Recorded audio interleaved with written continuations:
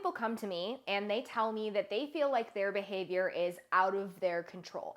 They don't know why they're doing the things that they're doing, and they don't understand why they can't stop the behaviors they don't want and they can't start the behaviors they do want. And my answer, if that's you, is always actually a question.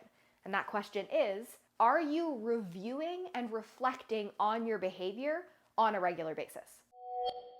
Hi, my name is Dr. Karin Nordin, and I am a PhD level expert in all things behavior change and mindset. Here, I'm the CEO and founder of Body Brain Alliance, where we're on a mission to bring you the real science behind self-help. Part of the way we do that is we give you tangible, actionable tools that you can implement into your life that are going to actually help you make those changes. So if that's something you're into, make sure you hit subscribe. Now, here at Body Brain Alliance, we have a coaching program known as Alliance Coaching, and this video is not going to be me selling you on that program. This video is going to be me actually giving you some insight as to how our clients progress and why they make changes so fast. And the answer is reflection. In particular, the answer is a unique cycle we use in our coaching program, and I'm going to teach you exactly how you're going to implement it today. Now, the first thing we're going to do is recognize the sort of patterns that we're involved in as humans, what we're normally doing when we think about reflecting on our lives. There are really two times of year that we reflect. The first one is the big one, and that is at the end of the year. We typically like to think about how the year went, what we learned, did we accomplish our goals? So we have some sort of end of year reflection. Oftentimes, we also divide the year into months.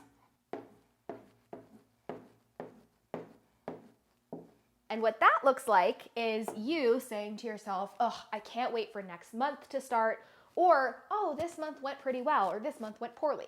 Here's the problem I have with both of these two periods of reflection. Number one, I think it's great to reflect at the end of the year. Super awesome. And I think it's great to reflect at the end of the month. But a month is really not a long enough period of time where you can actually see changes. A month is not long enough for anything to be different. But a year is almost too long. If you're only reflecting once every single year, you're not giving yourself a chance to stop, troubleshoot, pivot, or learn from your mistakes. That is where the quarterly approach comes in. Now, this is something I actually stole from the world of business, where it's very common to set quarterly benchmarks and to do a quarterly review at the end of those 12 weeks. But when I looked at the world of self-development and when I looked at the clients I was working with at the time, I realized it was very rare, pretty unusual to be on this 12-week cycle. But 12 weeks really is that sweet spot. It's short enough where you can still make interesting changes and you're still able to stop, pause, and pivot, but it's long enough where you're actually able to understand and start seeing whether or not your approach is working. So now that you know the why, let's talk about the how. The first thing that I want you to do, and I want you to give me a yes, I have done this in the comments once it's done, is I want you to look to the end of this quarter and I want you to schedule a 1-hour meeting with yourself on your calendar. This is going to be your moment to look back on the past 90 days, to reflect about what has gone well, what didn't go so well, and to set intentions, goals, and even plans for the next 90 days after that. I am now going to give you 4 specific questions that you're going to ask yourself during that quarterly review. And I'm going to tell you why I'm choosing each one of those questions. Question 1 is, question number 1 is, what does my behavior indicate that I value? You're going to look very carefully at the behaviors and actions that you've taken in the past 12 weeks.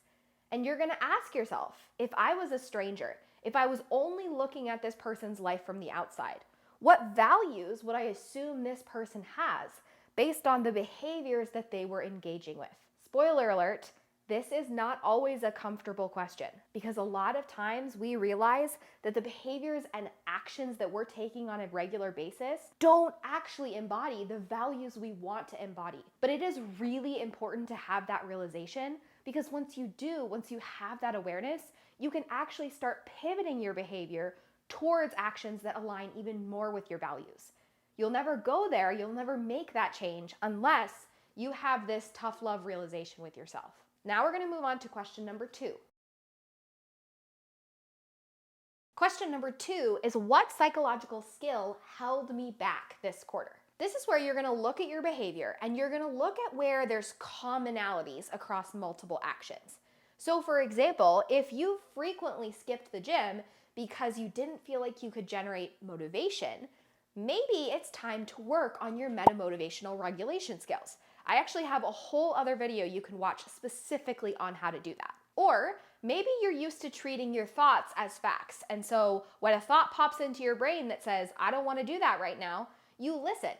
That might be a sign that you need to work on your cognitive diffusion, or your ability to distance yourself and view your thoughts as thoughts and not just facts. By the way, all of these skills, once you improve them, are going to change a multitude of behaviors across your entire life. And if you're interested in education on how to improve them, that's exactly what we teach inside our Change Academy membership, so make sure you check that out. Either way, you ask this question because knowing what psychological skills held you back in a specific quarter can help you identify what skills you need to work on in the next quarter. And that is going to make a difference on your goal setting and the way you change your plans. And now we're gonna move to step number 3, which is a little bit more of a pleasant question. The third question you're gonna ask yourself is, what moments stuck out to me this quarter? What moments were filled with the most joy? What moments did I feel the best about myself? Oftentimes, these moments are little tiny moments. They're the choice you made to walk your dog with your partner in the morning, or that moment where you decided to sit on the couch quietly and read a book instead of scroll on your phone.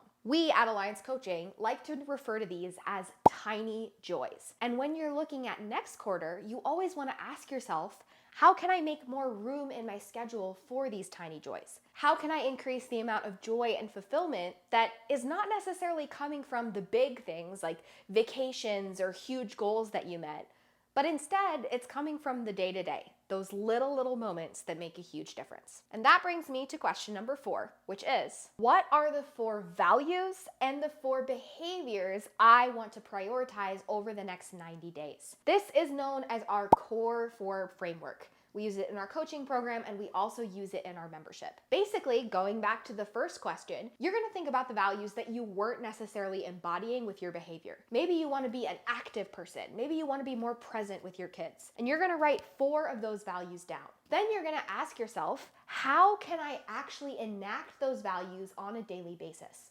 What are the small behaviors that are gonna help those values come to life? Those become your core 4 behaviors. And you're gonna focus on embodying those values and doing those behavior every single day for the next 90 days. That, my friend, is our Core 4 framework. And I promise if you implement this, it is going to make a massive difference in your sense of fulfillment and your sense of leading an intentional life. Let me know in the comments, did I sell you on quarterly planning? Are you gonna take some time at the end of this quarter in order to answer the questions I gave you today? I really hope you are, because I have personally seen it impact and change so many people in our membership and in our coaching program. And by the way, if you want to set a goal for the quarter, but you're not really sure how to set a good one or one that you'll actually follow through on, I have a video about that too. So I highly suggest you check that out next. Until then, I'll see you in the next video.